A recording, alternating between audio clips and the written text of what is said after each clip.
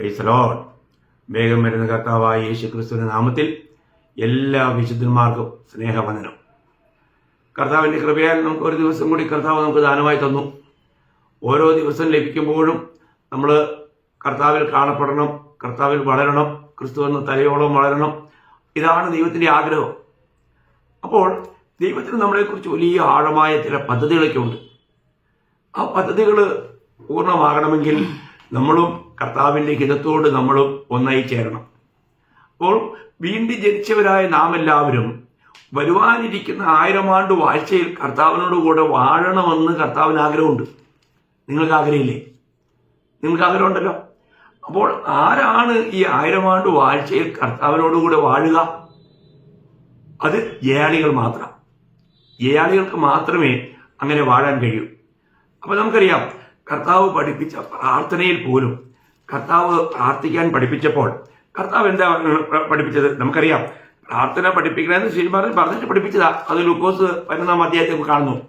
ഞാനിവിടെ മത്തായിയുടെ സുവിശേഷം 6-ാം അധ്യായം 9-10 വാക്യം വായിക്കാം. അവിടെ വായിക്കുന്നത് ഇങ്ങനെയാണ്: നിങ്ങൾ ഇവണ്ണം പ്രാർത്ഥിപ്പിൻ, സ്വർഗസ്ഥനായ ഞങ്ങളുടെ പിതാവേ, നിന്റെ നാമം വിശുദ്ധീകരിക്കപ്പെടണമേ, നിന്റെ രാജ്യം വരണമേ. കേട്ടോ, അപ്പം നിന്റെ രാജ്യം വരണം എന്ന് കർത്താവ് പഠിപ്പിച്ചു. അതിന് മുമ്പ് പറയാണ്, നിന്റെ നാമം വിശുദ്ധീകരിക്കപ്പെടണം. ദൈവമക്കളെ, ദൈവമക്കളായ നമ്മുടെ ജീവിതം എപ്പോഴും നല്ല മാതൃകയുള്ളതായിരിക്കണം. നമ്മുടെ ജീവിതത്തിലൂടെ നമ്മുടെ സ്വർഗീയ പിതാവിന്റെ നാമം മഹത്വപ്പെടണം. ദൈവനാമം ദൂഷിക്കുന്നതായിരിക്കുന്ന, നിന്ദിക്കപ്പെടുന്നതായിട്ടുള്ള യാതൊരു പ്രവൃത്തിയും നമ്മളിൽ ഉണ്ടാകാൻ പാടില്ല. നമ്മൾ ചിന്തിക്കണം, ഒരു ധനാഠ്യനായ, ഒരു ആദരണീയനായ ഒരു വ്യക്തിയുടെ മക്കള് മദ്യപിച്ച് പിന്നെ ബീഡിയും വലിച്ച് നടന്നാൽ കാണുന്നവരെന്ത് പറയും? അയ്യോ, ഇത് ഇന്ന പോലെ ഇന്ന ആളിന്റെ മാനല്ലേ, ഇതെന്താ ഇങ്ങനെ നടക്കണേ? പലപ്പോഴും അങ്ങനെയുള്ളവരെ കാണുമ്പോൾ ചില ഉദ്ദേശിക്കാറുണ്ട്, മോനെ നീ ഇന്ന ആളുടെ മകനല്ലേ, അല്ലെ ഇന്ന ആളുടെ മകളല്ലേ, നിങ്ങൾ ഇങ്ങനെ നടക്കുന്നത് ശരിയാണോ എന്ന് ആൾക്കാർ പോലും ചോദിക്കാറുണ്ട്. എന്ന് പറഞ്ഞാൽ അതൊരിക്കലും യോഗ്യമല്ല. അങ്ങനെയാണെങ്കിൽ ദൈവമക്കളെ, നമ്മൾ ദൈവമക്കളാണ്, നമ്മൾ വീണ്ടും ജനിച്ചവരാണ്, നമ്മൾ ആ സ്വർഗീയ പിതാവിന് എത്രമാത്രം മഹത്വം കരയേറ്റേണ്ടവരാണ്. നമുക്കറിയാം, ഇസ്രായേൽ ജനത്തെ പോലും വേർതിരിച്ചപ്പോൾ കർത്താവ് അവരോട് പറയുമ്പോൾ ഒരു കാര്യം പ്രത്യേകം എടുത്തു പറയുന്നുണ്ട്. പിന്നെ ഇസ്രായേൽ ജനത്തോട് പറയുന്ന കാര്യമാണ്. ലേവ്യ പുസ്തകം 22-ാം അധ്യായം അതിന്റെ 2-ാം വാക്യത്തിന്റെ ബി പാർട്ട് ഞാൻ വായിക്കാം. എന്റെ വിശുദ്ധ നാമത്തെ അശുദ്ധ ആക്കരുതെന്ന് അവരോട് പറയണം. എന്റെ വിശുദ്ധ നാമത്തെ അശുദ്ധമാക്കരുതെന്ന് അവരോട് പറയണം. കണ്ടോ, എന്റെ വിശുദ്ധ നാമത്തെ അശുദ്ധമാക്കരുത്. പ്രിയമുള്ളവരെ, എത്ര ഗൗരവമുള്ള കാര്യമാണ്. ദൈവത്തിന്റെ നാമത്തെ നമ്മളിലൂടെ മഹത്വപ്പെടുക്കണം. നമ്മുടെ ജീവിതത്തിന്റെ ഓരോ പ്രവൃത്തികളും സ്വർഗീയ പിതാവിന് മഹത്വം കരയേറ്റുന്നവയായിരിക്കണം. നമ്മുടെ പ്രവൃത്തികളെ എപ്പോഴും സ്വർഗം നോക്കിക്കൊണ്ടിരിക്കുക. അതേ അധ്യായത്തിന്റെ 32-ാം വാക്യം, 22-ന്റെ 32-ാം വാക്യം ഞാൻ വായിക്കാം. എന്റെ വിശുദ്ധ നാമത്തെ നിങ്ങൾ അശുദ്ധമാക്കരുത്. നോക്കണം, ഇസ്രായേൽ മക്കളുടെ ഇടയിൽ ഞാൻ വിശദീകരിക്കപ്പെടണം. ഞാൻ നിങ്ങളെ വിശദീകരിക്കുന്ന യഹോവയാകുന്നു. നോക്കണേ, അതിന്റെ ഒരു വാക്കൂടെ ഞാൻ വായിച്ചിട്ട് മുമ്പോട്ട് പോവാം. 24-ന്റെ 16, ലേവ്യർ 24-ന്റെ 16-ാം വാക്യം. യഹോവയുടെ നാമം ദുഷിക്കുന്നവൻ മരണശിക്ഷ അനുഭവിക്കണം. സഭയൊക്കെയും അവനെ കല്ലെറിയണം. പരദേശിയാകട്ടെ സ്വദേശിയാകട്ടെ, തിരുനാമത്തെ ദുഷിക്കുന്നവൻ മരണശിക്ഷ അനുഭവിക്കണം. നോക്കണം, അത് വലിയ ശിക്ഷായോഗ്യമായ കാര്യമായിരുന്നു. ദൈവത്തിന്റെ നാമം മഹത്വപ്പെടണം. നമുക്കറിയാം, കഴിഞ്ഞ നാളുകളിൽ അമ്പലത്തിൽ നിന്നും വിഗ്രഹം മോഷ്ടിക്കപ്പെട്ടു, പിടിക്കപ്പെട്ടു കള്ളനെ. പേരെന്താ? സ്റ്റീഫൻ. എന്ത് കഷ്ടമല്ലേ? പേര് കേട്ടാൽ ക്രിസ്ത്യാനിയുടെ പേര്, അവന്റെ പ്രവൃത്തി മോഷണം. കർത്താവിന്റെ നാമം മഹത്വപ്പെടുമോ പ്രിയമുള്ളവരെ? അപ്പോൾ ഇങ്ങനെ കർത്താവിന്റെ നാമത്തെ ദൂഷിക്കുന്ന അനേകർ. അതുകൊണ്ടല്ലേ നമ്മൾ റോമാലേഖനത്തിലെ പൗലോസ്ലീഹ പറയുന്നുണ്ട്. റോമാലേഖനം അതിന്റെ 2-ാം അധ്യായം അതിന്റെ 24-ാം വാക്യത്തിൽ വായിക്കുന്നത്, നിങ്ങൾ നിമിത്തം ദൈവത്തിന്റെ നാമം ജാതികളുടെ ഇടയിൽ ദൂഷിക്കപ്പെടുന്നു. ഓ, എത്ര ദുഃഖകരമാണ് പ്രിയമുള്ളവരെ. അവിടുത്തെ നാമം എത്ര ശ്രേഷ്ഠമാ, എത്ര ഉന്നതമാ. ആ നാമത്തിന് നമ്മൾ ഒരിക്കലും കളങ്കം വരുത്താൻ പാടില്ല, അത് ദൂഷിക്കപ്പെടാൻ പാടില്ല. ആ നാമത്തിന് യോഗ്യമാവണ്ണം നമ്മൾ ജീവിക്കണം. നമ്മൾ ആ നാമം വിളിക്കപ്പെട്ട ജനമാണ്, കർത്താവിൻ്റെ നാമം എടുക്കുന്ന ജനമാണ്. നമ്മളിലൂടെ അവിടുത്തെ നാമം മഹത്വപ്പെടണം. അപ്പോൾ ഇവിടെ ഈ രാജ്യം, വരാനിരിക്കുന്ന രാജ്യം, ആ രാജ്യത്തിൽ ആരാ കാണപ്പെടുന്നേ? ആ രാജ്യത്തിൽ ജയാളികൾ മാത്രമേ ഉള്ളൂ കേട്ടോ. രക്ഷിക്കപ്പെട്ട എല്ലാവരും ജയാളികളല്ല. അതാണ് നമ്മൾ പ്രത്യേകം മനസ്സിലാക്കേണ്ടത്. അതുകൊണ്ടാണ് ഈ ജയാളികൾ ആരാണ്? ജയാളികൾ ദൈവരക്ഷ പ്രാപിക്കുന്നവരാ എന്ന് പറഞ്ഞാൽ നിത്യതയ്ക്ക് വേണ്ടി, കർത്താവിന് വേണ്ടി തന്റെ പ്രാണനെ അപ്രിയമായി കണ്ടുകൊണ്ട് കർത്താവിന്റെ മഹത്വത്തിന് വേണ്ടി ജീവിച്ച് ജയാളികളായി തീർന്നവർക്ക് മാത്രമേ ആ രാജ്യത്തിൽ, അല്ല നിത്യതയിലും രാജാക്കന്മാരായി വാഴുവാൻ കഴിയും. ഇതാണ് നമ്മൾ ഈ ഒരു ചെറിയ ആയുസ്സിൽ പഠിക്കേണ്ടത്. ഇതാണ് ഇന്ന് സഭകൾ പഠിപ്പിക്കാത്തത്. അതുകൊണ്ടാണ് ഇന്ന് പല വിശുദ്ധന്മാരും ദൈവത്തിന് പ്രയോജനമില്ലാത്തവരായി അവർ വന്നു പോയി. എന്നാ കേട്ടതെന്ന് പോലും അവർക്ക് അറിയത്തില്ല. ചുമ്മാ എണ്ണസംഖ്യ ഉണ്ടെന്നല്ലാണ്ട് ദൈവത്തിന് പ്രയോജനപ്പെടുന്നില്ല, അവർ കർത്താവിന് വേണ്ടി പ്രയോജനപ്പെടുന്നില്ല. അങ്ങനെയല്ല പ്രിയമുള്ളവരെ. നമ്മൾ ഈ കാര്യത്തിന്റെ ശരിയായ കാഴ്ചപ്പാട് ജനങ്ങൾക്ക് കൊടുക്കണം. വിശുദ്ധന്മാർ ഈ കാര്യങ്ങൾ അറിയണം. അപ്പോൾ വീണ്ടും ജനിച്ച എല്ലാവരും കർത്താവിനോടുകൂടെ രാജ്യം ഭരിക്കണം എന്നുള്ളത് കർത്താവിന്റെ ഏറ്റവും വലിയ ആഗ്രഹമാണ്. അപ്പം അതുകൊണ്ട് നമ്മൾ ഒരു കാര്യം മനസ്സിലാക്കണം, നമുക്ക് ഒരു ജയാളിയായിട്ട് ജീവിക്കുവാൻ നമുക്ക് കഴിയുന്നുണ്ടോ? ആർക്കാണ് ദൈവം ഇത് വാഗ്ദത്തം ചെയ്തത്? ഇപ്പം നമുക്കറിയാം, നമ്മൾ ശിഷ്യന്മാരോട് പോലും കർത്താവ് പറഞ്ഞപ്പോഴത്തേക്കും കർത്താവ് അവിടെ എന്താ പറഞ്ഞേ? നമ്മൾക്ക് മത്തായിയുടെ സുവിശേഷം 19-ാം അധ്യായം അതിന്റെ 28-ാം വാക്യത്തിൽ നമ്മൾ വായിക്കുന്നത്, യേശു അവരോട് പറഞ്ഞത്, എന്നെ അനുഗമിക്കുന്ന നിങ്ങൾ പുനർജന്മത്തിൽ മനുഷ്യപുത്രൻ തന്റെ മഹത്വത്തിന്റെ സിംഹാസനത്തിൽ ഇരിക്കുമ്പോൾ നിങ്ങളും 12 സിംഹാസനത്തിൽ ഇരുന്ന് ഇസ്രായേൽ ഗോത്രം 12-നെയും ന്യായം വിധിക്കും. അപ്പോൾ അവിടെ കർത്താവ് തന്റെ ശിഷ്യന്മാരോട് പറയാണ്, നിങ്ങൾ ഇസ്രായേൽ ഗോത്രങ്ങളെ, 12 ഗോത്രങ്ങളെ നിങ്ങൾ ന്യായം വിധിക്കും. അപ്പൊ അവർക്ക് ഗോത്രങ്ങൾ കർത്താവ് കൊടുക്കുകയാണ്. വിശുദ്ധന്മാർക്ക് എന്താ ലഭിക്കുന്നത്? ജയാളികളായ വിശുദ്ധന്മാർക്ക്, നമ്മളെല്ലാം ജാതികളിൽ നിന്നും രക്ഷിക്കപ്പെട്ട് വന്ന വിശുദ്ധന്മാരാ. അപ്പൊ നമുക്ക് ലഭിക്കുന്നതിനെ കുറിച്ച് നമുക്ക് അതിന്റെ വെളിപ്പാട് പുസ്തകം 2-ാം അധ്യായം അതിന്റെ 26-27 വാക്യം, ജയിക്കുകയും ഞാൻ കൽപ്പിച്ച പ്രവൃത്തികളെ അവസാനത്തോളം അനുഷ്ഠിക്കുകയും ചെയ്യുന്നവൻ എന്റെ പിതാവ് എനിക്ക് തന്നതുപോലെ ഞാൻ ജാതികളുടെ മേൽ അധികാരം കൊടുക്കും. നോക്കണം, അപ്പം ജാതികളുടെ മേൽ നമുക്ക് അധികാരം ദൈവം തരും. നമ്മൾ എല്ലാവർക്കും ജയാളികളായി തീരുന്നവർക്ക് കേട്ടോ. കാരണം അതേ വെളിപ്പാട് 3:21 കർത്താവ് എന്താ പറഞ്ഞേ?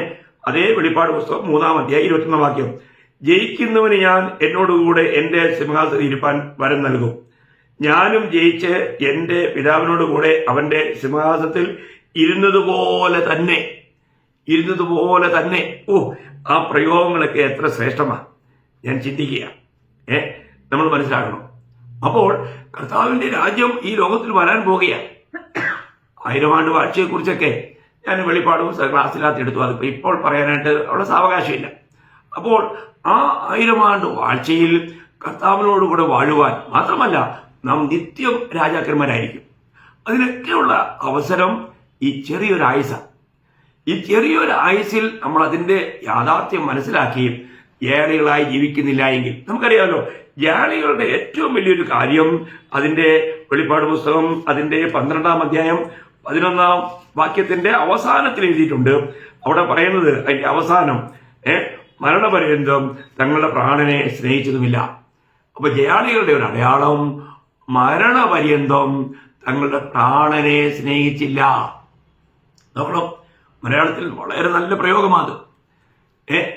നമ്മൾ ചിന്തിക്കുക പ്രിയമുള്ളവരെ, നമ്മൾ ഇന്നും നമ്മുടെ പ്രാണനെ പ്രിയമായി കാണുന്നതുകൊണ്ടല്ലേ നമ്മൾ അനേക നിലകളിലും കർത്താവിനെ സാക്ഷിക്കാൻ പോലും ഒരുങ്ങാതെ, ഒരു ആത്മാവിനെ പോലും നേടാൻ കഴിയാതെ സുവിശേഷം അറിയിക്കുവാനായിട്ട് ലജ്ജിച്ചുകൊണ്ട് ജീവിക്കുന്നത്.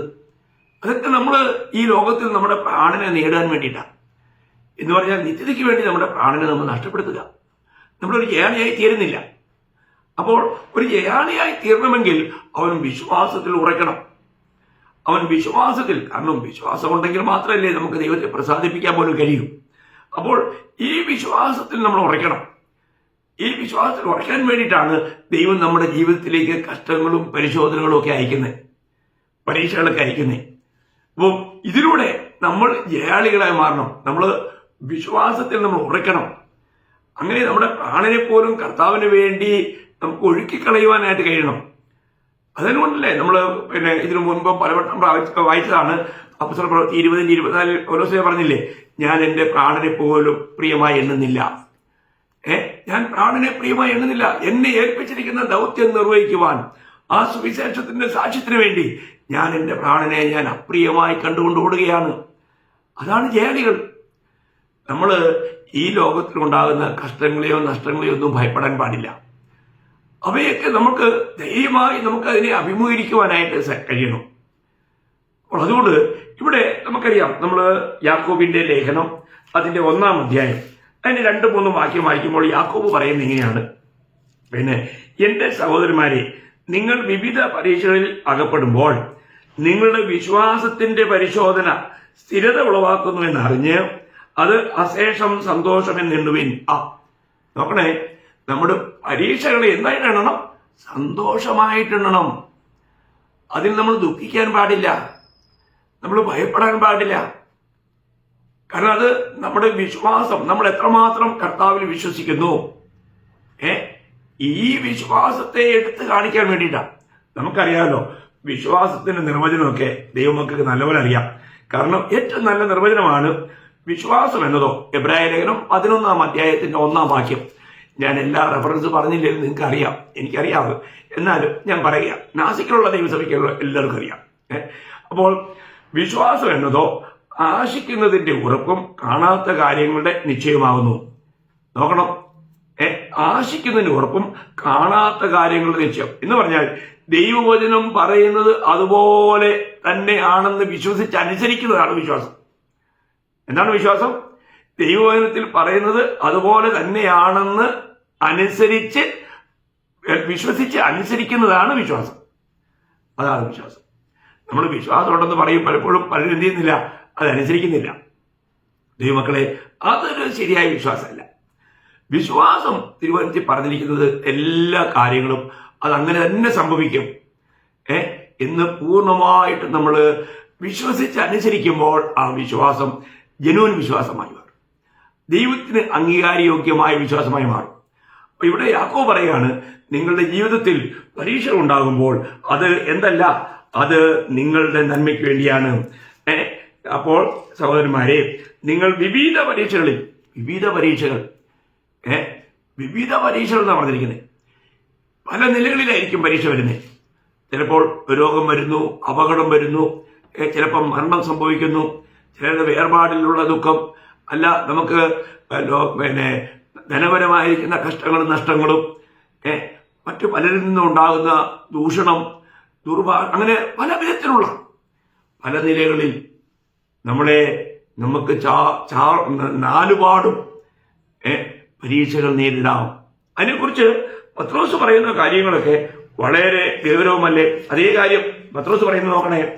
1 പത്രോസ് 1-ാം അധ്യായം 6 മുതൽ 9 വരെയുള്ള വാക്യം ഞാൻ വായിക്കാം. അതിൽ നിങ്ങൾ ഇപ്പോൾ അല്പനേരത്തേക്ക് നാനാ പരീക്ഷകളാൽ ദുഃഖിക്കേണ്ടി വന്നാലും ആനന്ദിക്കുന്നു.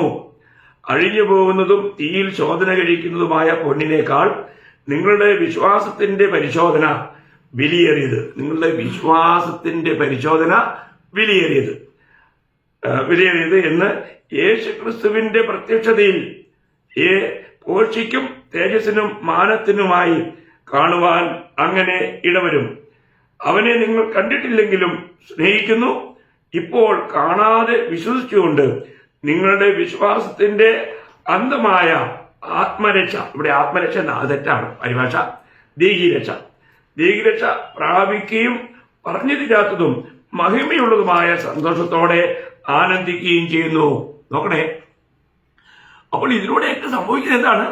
നമ്മുടെ ദേഹീരക്ഷ, നമ്മുടെ പരിഭാഷയിൽ പറഞ്ഞ ചില വീഴ്ചയാണ്, കുറവാണ്, കുഴപ്പമില്ല, നിങ്ങളത് മനസ്സിലാക്കും. ഞാൻ ഇതിനു മുമ്പും ഇത് പറഞ്ഞതാ.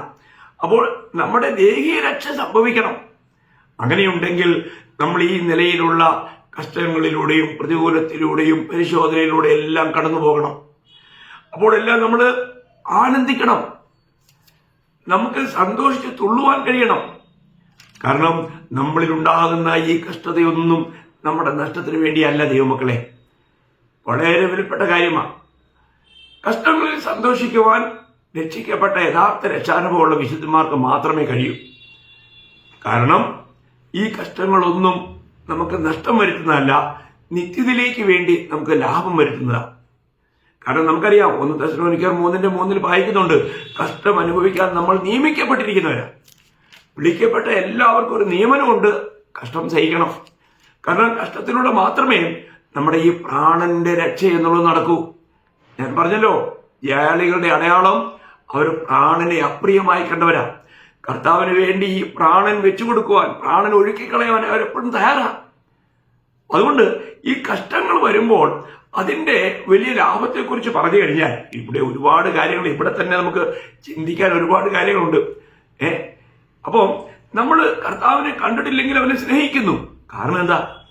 കാരണം കർത്താവ് ഈ ലോകത്തിൽ വന്നു, നമുക്ക് വേണ്ടി നമ്മുടെ പാവങ്ങൾ ചുമന്ന് ക്രൂശിൽ കയറി നമുക്ക് വേണ്ടി മരിച്ചു, അടക്കപ്പെട്ടു, ഉയർത്തെഴുന്നേറ്റു. ഇതെല്ലാം തിരുവചനത്തിൽ എഴുതിയിരിക്കുന്നു. അതൊക്കെ സത്യമാണെന്ന് നമ്മൾ വിശ്വസിക്കുന്നു.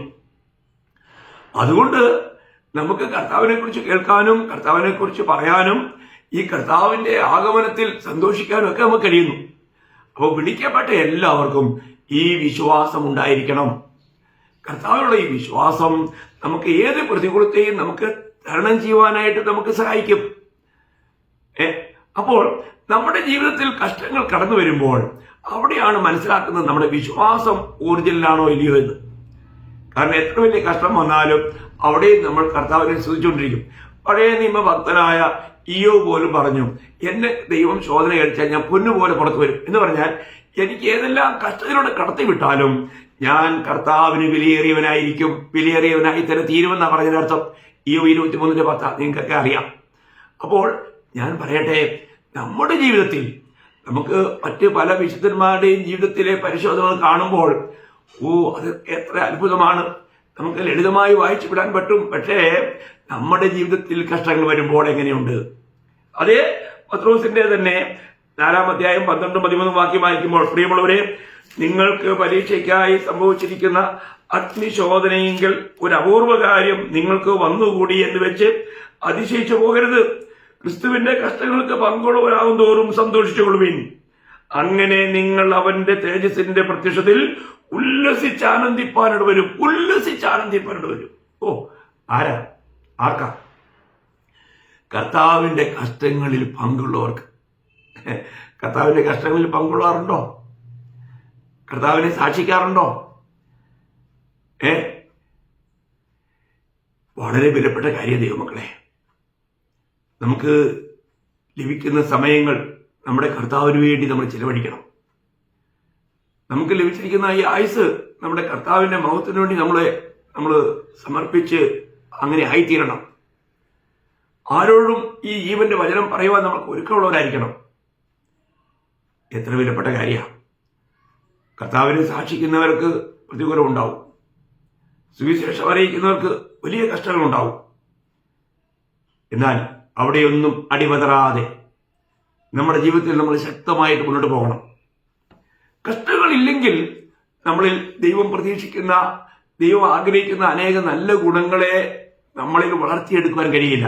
നമുക്കറിയാം, റോമാലേഖനത്തില് അതിന്റെ 5-ാം അധ്യായം അതിന്റെ 3 മുതൽ റോമാലേഖനം 5-ന്റെ 3-4 വാക്യം വായിക്കുമ്പോൾ അത് തന്നെയല്ല, കഷ്ടത സഹിഷ്ണുതയെയും സഹിഷ്ണുത സിദ്ധതയെയും സിദ്ധത പ്രത്യാശയെ ഉളവാക്കുന്നു എന്നറിഞ്ഞ് നാം കഷ്ടങ്ങളിലും പ്രശംസിക്കുന്നു, നാം കഷ്ടങ്ങളിലും സന്തോഷിക്കുന്നു.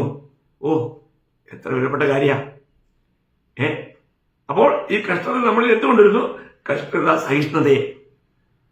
നമുക്കറിയാം, എബ്രായർ 10:35 വായിക്കുന്നുണ്ട്, നിങ്ങളുടെ ധൈര്യം തള്ളിക്കളയരുത്, അല്ലെങ്കിൽ ഈ സഹിഷ്ണുത തള്ളിക്കളയരുത്, വലിയ പ്രതിഫലം ഉണ്ടെന്ന് പറഞ്ഞേ. വലിയ പ്രതിഫലം.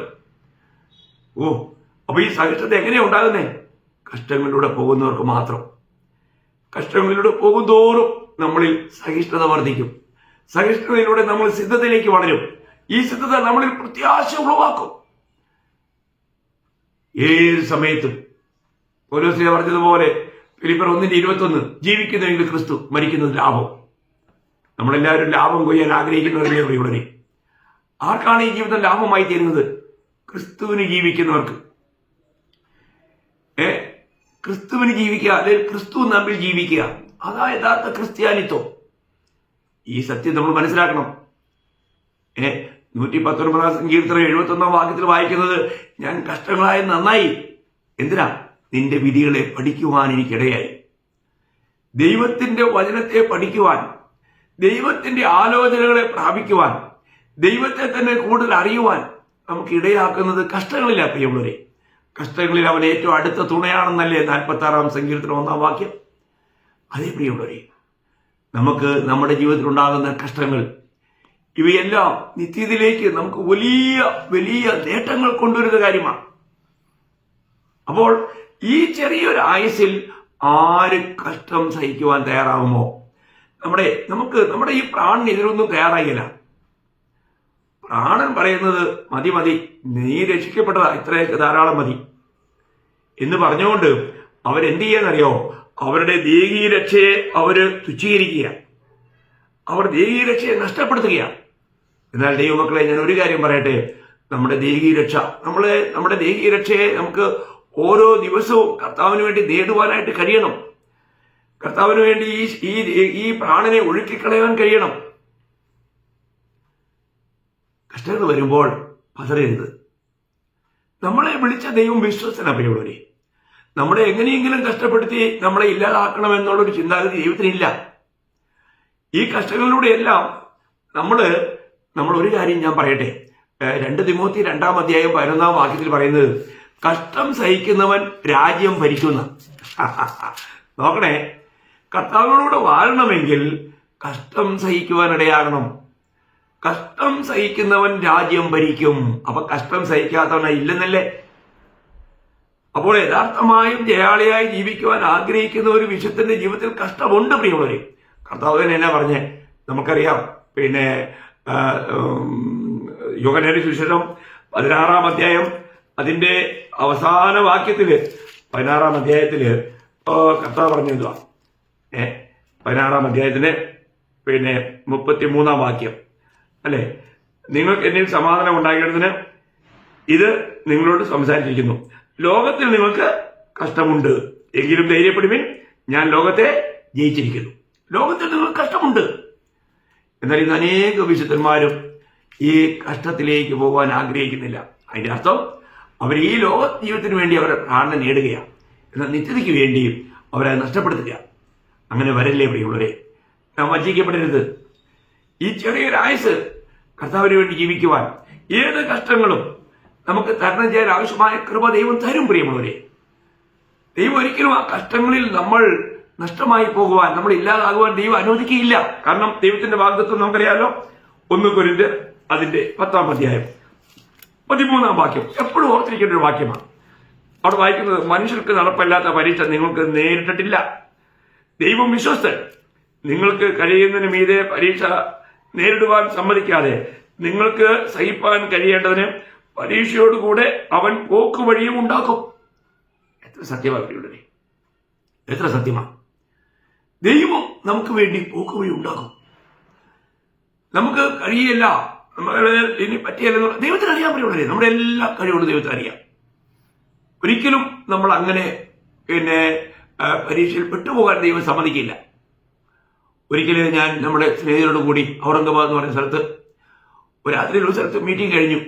അപ്പോൾ മണി ഏകദേശം 8:30 അപ്പോൾ അവിടെയുള്ള സഹോദരന്മാർ പറഞ്ഞ്, ഇനി നമുക്ക് കുറച്ച് ദൂരെ വേറൊരു മീറ്റിംഗ് കൂടെ ഉണ്ട് രാത്രിയിൽ, ആ ഗ്രാമത്തിലുള്ളവർ കാത്തിരിക്കുക. അപ്പം ഞാൻ ചോദിച്ചു, എത്ര ദൂരമുണ്ട്? കുറച്ചേ ഉള്ളൂ എന്ന് പറഞ്ഞു. അവർ കിലോമീറ്റർ ഒന്നും പറഞ്ഞില്ല, 18 കിലോമീറ്റർ ഉണ്ടായിരുന്നു. ഞങ്ങൾ 8:30 അവിടെ നല്ല സ്പീഡിൽ നടക്കുക. നമ്മുടെ ആർമി സ്പീഡല്ലേ, 120 സ്പീഡ്, അവരതിനേക്കാളും മിടുക്കലാണ്. പക്ഷേ ഒരു 10 കിലോമീറ്റർ നടന്നു കഴിഞ്ഞപ്പോൾ ഞാൻ ആകെപ്പാടെ ക്ഷീണിതനായി. പക്ഷെ ഞാൻ ഈ കാര്യം അവരോട് പറഞ്ഞില്ല. ഞാനൊരു കാര്യം പറയാം, ഞാൻ ഇനി ഒരു 5 മിനിറ്റോടെ നടന്നാൽ ഞാൻ വീഴും. ആ ഒരു അവസ്ഥയിൽ ഞാൻ എത്തി. ഞാൻ കർത്താവോട് പറഞ്ഞു, കർത്താവേ, അവിടെ നിന്ന് അറിയുന്നു, അവിടുത്തെ വാഗ്ദത്തം എനിക്കുണ്ട്, അതിനായി സ്തോത്രം എന്ന് പറഞ്ഞു. ഇത് പറഞ്ഞു കഴിഞ്ഞ ഉടനെ എന്റെ അടുക്കൽ ഒരു മോട്ടോർ സൈക്കിൾ കൊണ്ട് നിർത്തി. അദ്ദേഹം പറയാണ്, കയറിയിരുന്നു, ഞാനങ്ങ് വിട്ടേക്കാന്ന്. നോക്കണം, ഒരു പരിചയവുമില്ല. രാത്രിയിൽ അപ്പോഴത്തേക്ക് ഒരു 9, 9:45 കഴിഞ്ഞു, ഒരു 10 മണിയൊക്കെ ആയി. അപ്പം ആ സമയത്ത് അതിലൂടെ ഒരു മോട്ടോർ സൈക്കിളുകാരനെ കർത്താവ് അയച്ചു. എന്നിട്ട് എൻ്റെ കൂടെയുള്ള സഹോദരന്മാരെ എന്നെ അതിനെ കയറ്റിയിരുത്തി ആ മീറ്റിംഗ് നടക്കേണ്ട ആ വീടിൻ്റെ അടുത്ത് വരെ ആ പോകുന്ന വ്യക്തിയായിരുന്നു. അത് എന്നെ അവിടെ കൊണ്ട് ഇറക്കി. നോക്കണേ, ഈ സഹോദരന്മാർ പിന്നെയും ഒരു മണിക്കൂർ 1.5 മണിക്കൂറിന് ശേഷം എത്തിയേ. നമ്മൾ മനസ്സിലാക്കണം, നമുക്ക് വേണ്ടിയിട്ട് ദൈവം വഴികൾ തുറക്കും. പ്രിയമുള്ളവരെ, നമ്മൾ ഒരു രീതിയിലും നമ്മൾ എന്ത് ചെയ്യണ്ട, നമ്മൾ അവിശ്വസിക്കേണ്ട, വിശ്വസിക്കണം.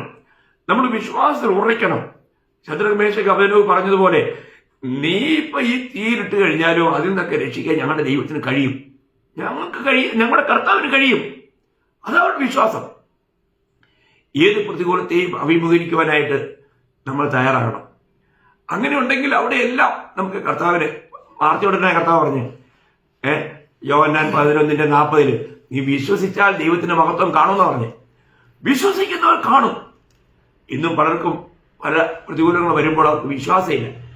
ഇതിനെ എങ്ങനെ അഭിമുഖീകരിക്കണമെന്ന് അവർക്ക് അറിഞ്ഞുകൂടാത്തതുകൊണ്ട് അവർ പതുക്കെ പുറകോട്ട് പോകും. ഒരിക്കലും പുറകോട്ട് പോകല്ലേ ദൈവമക്കളെ, ഒരിക്കലും പുറകോട്ട് പോകരുത്. അങ്ങനെ വരുമ്പോൾ നിങ്ങൾ നിത്യതയിലെ വലിയ അനുഗ്രഹങ്ങൾ നഷ്ടപ്പെടുത്തുക. എനിക്ക് വളരെ വളരെ നിങ്ങളോട് എങ്ങനെ അതൊന്ന് പറഞ്ഞൊന്ന് ഒന്ന് പൊലിപ്പിക്കുമെന്ന് എനിക്ക് അറിഞ്ഞുകൂടാ. ഞാനൊരു കാര്യം പറയട്ടെ, എന്ത് വില കൊടുക്കേണ്ടി വന്നാലും നമ്മുടെ വിശ്വാസം ദിനംതോറും നമ്മൾ വിശ്വാസത്തിൽ ആരോഗ്യവാന്മാരായി വളരണം. വിശ്വാസത്തിൽ ആരോഗ്യവാന്മാരായി വളരണം. അങ്ങനെ ഒരു വാക്യം തീത്തോസിലുണ്ട്, നിങ്ങൾക്ക് പരിചയമുണ്ടാവും. തീത്തോസ് 1-ാം അധ്യായത്തിൽ തന്നെയാണ്. തീത്തോസിന്റെ ലേഖനം 1-ാം അധ്യായം അവിടെ വായിക്കുന്നത് അതിന്റെ 1-13. അത് നിമിത്തം അവർ വിശ്വാസത്തിൽ ആരോഗ്യമുള്ളവരായി തീരേണ്ടതിന്, കണ്ടോ, വിശ്വാസത്തിൽ ആരോഗ്യമുള്ളവരായി തീരേണ്ടതിന്. സന്ദർഭോചിതമായിട്ട് ആത്മാവ് അർപ്പിച്ച് ഞങ്ങൾ പറഞ്ഞതേ ഉള്ളൂ. പറയട്ടെ പ്രിയമുള്ളവരെ, നമ്മൾ ഒരിക്കലും നമ്മുടെ വിശ്വാസ ജീവിതത്തിൽ വിശ്വാസ കപ്പൽ തകർന്നു പോകരുതേ, ക്ഷീണിക്കരുതേ, തളരരുതേ. കാരണം ഇത് 1000 ആണ്ട് വാഴ്ച മാത്രമല്ല, വരുംകാല നിത്യത മുഴുവനും നമ്മുടെ പ്രാണനെ അപ്രിയമായി കണ്ടുകൊണ്ട് കർത്താവിന് വേണ്ടി ഒഴുക്കിക്കളഞ്ഞുകൊണ്ട് നമ്മൾ അതെല്ലാം നേടണം, ജയാളികളായി മാറണം. ജയിക്കുന്നവൻ കർത്താവിനോട് കൂടെ ഇരുന്ന് രാജ്യം ഭരിക്കാൻ പോകുക. വളരെ വിലപ്പെട്ട കാര്യമല്ലേ? അല്ലെങ്കിൽ സംഭവിക്കുന്നതെന്ന് അറിയാമോ? ഞാൻ ഓർപ്പിക്കട്ടെ, അതേ എബ്രായ ലേഖനം അതിന്റെ 10-ാം അധ്യായം അതിന്റെ 38-39 വാക്യം ശ്രദ്ധിച്ച് കേൾക്കേണ്ട ഒരു കാര്യമാണ്. എന്നാൽ എന്റെ നീതിമാൻ വിശ്വാസത്താൽ ജീവിക്കും, പിന്മാറുന്നുവെങ്കിൽ എന്റെ ഉള്ളത്തിന് അവനോട് പ്രസാദമില്ല. നാമോ നാശത്തിലേക്ക് പിന്മാറുന്നവരുടെ കൂട്ടത്തിലല്ല, വിശ്വസിച്ച് ജീവരക്ഷ പ്രാപിക്കുന്നവരുടെ കൂട്ടത്തിലത്രയാവുന്നു. ജീവരക്ഷ മീൻസ് ദേഹിരക്ഷ, അതാ വിഷയം. ദേഹിരക്ഷ, സോൾ വിന്നേഴ്സ്. നമ്മൾ അത് ആ സോൾ വിന്നേഴ്സും അല്ല, നമ്മുടെ പ്രാണനെ ജയിക്കുന്നവർ, നമ്മുടെ പ്രാണനെ ജയിക്കുന്നവരായി മാറണം. അങ്ങനെയുള്ളവർക്ക് പ്രിയമുള്ളവരെ, വരും കാല സമയത്ത് 1000 ആണ്ട് വാഴ്ച മാത്രമല്ല, അത് തന്നെ ഒരു വലിയ ഒരു സമ്മാനമാണ്. നിത്യത മുഴുവൻ രാജാക്കന്മാരായി നമ്മൾ വലിയ അധികാരികളായി വാഴും. അതുകൊണ്ട് നമ്മുടെ പ്രാണന്റെ രക്ഷ അത് വളരെ വിലപ്പെട്ട കാര്യമാണ്. അതുകൊണ്ട് പ്രതിസന്ധികളിലൊന്നും പതറാതെ കർത്താവിൽ തന്നെ ആശ്രയിച്ച് നമ്മുടെ വിശ്വാസത്തെ നമ്മൾ ഉറച്ച് കർത്താവിനെ വെളിപ്പെടുത്തി കർത്താവിന് ജീവിച്ചാൽ, കർത്താവിനെ ജീവിക്കുന്നു എന്ന് നമ്മൾ ഉറപ്പുവരുത്തണം. അതിനുവേണ്ടി എന്ത് വിലയും കൊടുക്കുവാൻ നമ്മൾ എപ്പോഴും മനസ്സൊരുക്കുള്ളവരായിരിക്കണം. അങ്ങനെ ജീവിച്ചാൽ നമുക്ക് നിത്യത കർത്താവിനോട് കൂടെ ജയാളികളായി വാഴുവാനിടയാവും. അതുകൊണ്ട് നിങ്ങളാരും പരാജിതരായി തീരരുത്. സഭയിലെ ഒരു നല്ല കൂട്ടം ജനങ്ങൾ പരാജിതരായി പോകും. അവർ ജയാളികളെ മാറുന്നില്ല. ജയാളികൾക്ക് മാത്രമാണ് ഈ വാഗ്ദത്തം എന്ന കാര്യം മറക്കരുത്. അത് വളരെ അല്പജനം മാത്രമേ ഉണ്ടാവൂ. ആ കൂട്ടത്തിൽ എന്നെ കേൾക്കുന്ന നിങ്ങളെല്ലാവരും ഉണ്ടാകണമെന്ന എന്റെ ആത്മാർത്ഥമായിട്ടുള്ള ആഗ്രഹം. അതുകൊണ്ടാണ് ഞാൻ ഈ ദേഹി രക്ഷയെക്കുറിച്ച് ഇത്രയും ആഴമായിട്ട് പറയുവാനായിട്ട് ഇടയാകുന്നത്. ഇതിന്റെ തുടർ ക്ലാസ് അടുത്ത ദിവസം, അടുത്ത ക്ലാസ്സിൽ ഞാൻ നിങ്ങളോട് പറയുന്നതായിരിക്കും. കർത്താവ് നിങ്ങളെ ഏവരെയും ധാരാളമായിട്ട് സഹായിക്കട്ടെ, അനുഗ്രഹിക്കട്ടെ. കർത്താവിന്റെ നാമം മാത്രം ഇന്നും എന്നേക്കും മഹത്വപ്പെടുമാറാകട്ടെ.